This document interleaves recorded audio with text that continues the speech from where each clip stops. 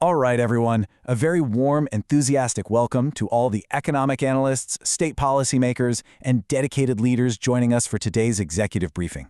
In this explainer, we're unpacking some truly foundational brand new data from the 2026 Family Structure Index.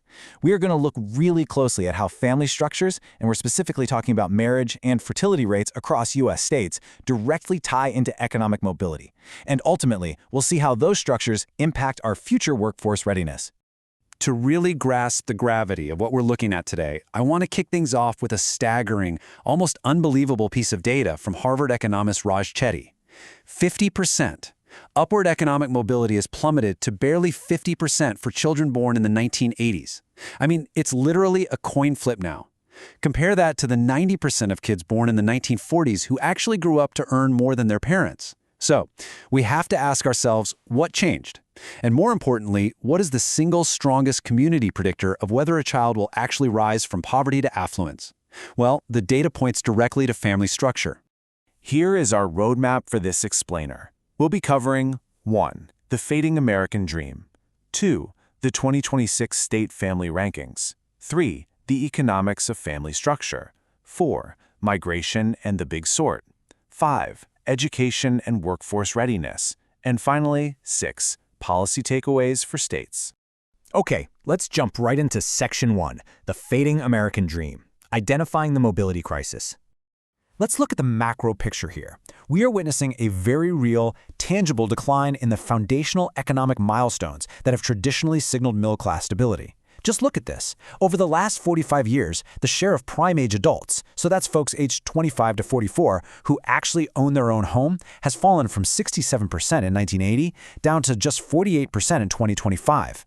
And right alongside that housing decline, the share of men ages 25 to 40 who are entirely outside the labor force, that number has more than doubled. It's really no wonder polling shows that only about 1 in 3 Americans still believe the American dream holds true today. Moving right along to Section 2, 2026 State Family Rankings, Mapping the Geographic Divide.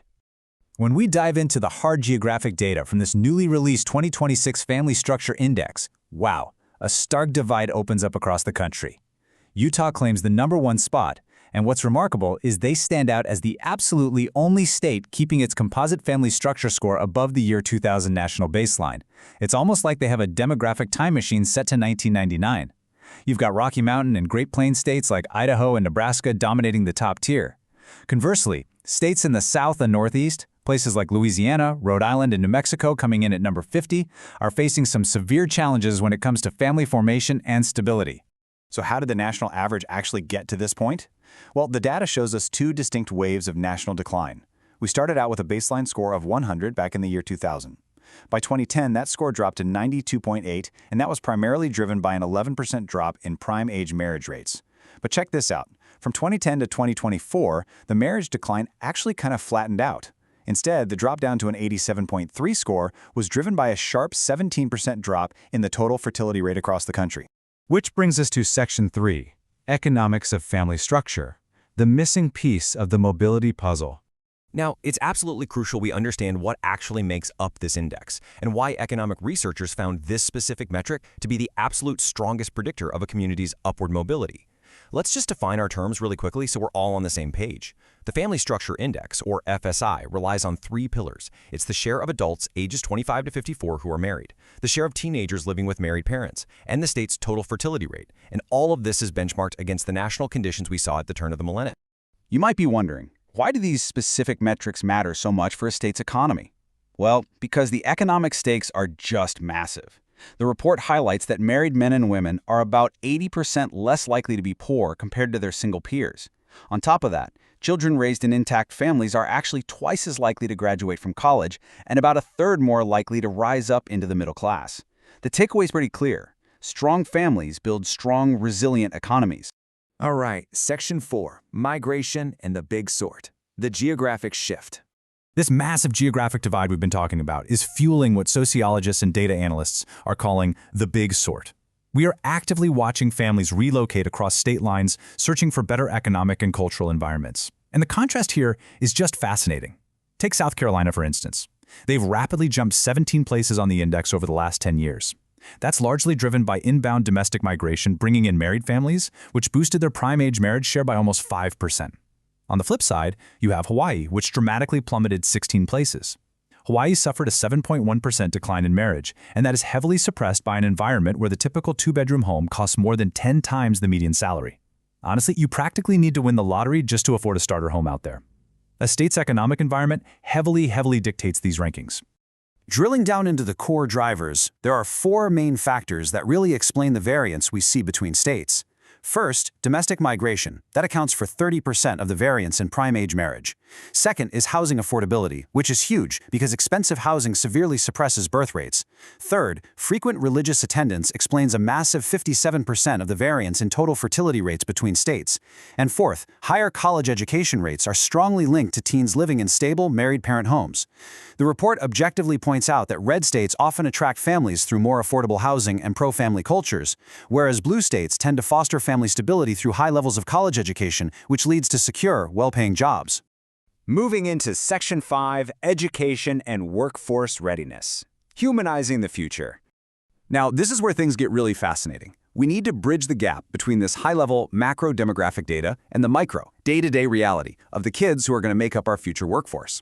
We really have to ask, even in states with high family stability and top-tier educational outcomes, how does this highly cultivated environment actually translate to job readiness? Especially in an economy that is being rapidly disrupted by artificial intelligence. What are these highly competitive teenagers actually experiencing on the ground today? To really put a face to these statistics, we're pulling some great insights gathered from the 2026 Common Sense Summit. Just listen to this quote from Yash. He's a high school junior in an elite tech-heavy school district. He says, "What did you get in AP Physics? How many APs are you taking?" It is a very stressful situation when you have to maintain all of that while being concerned about the future of AI. We are seeing an immense amount of academic pressure being cultivated in these highly educated districts. And you know, that pressure is completely compounded by a deep sense of uncertainty.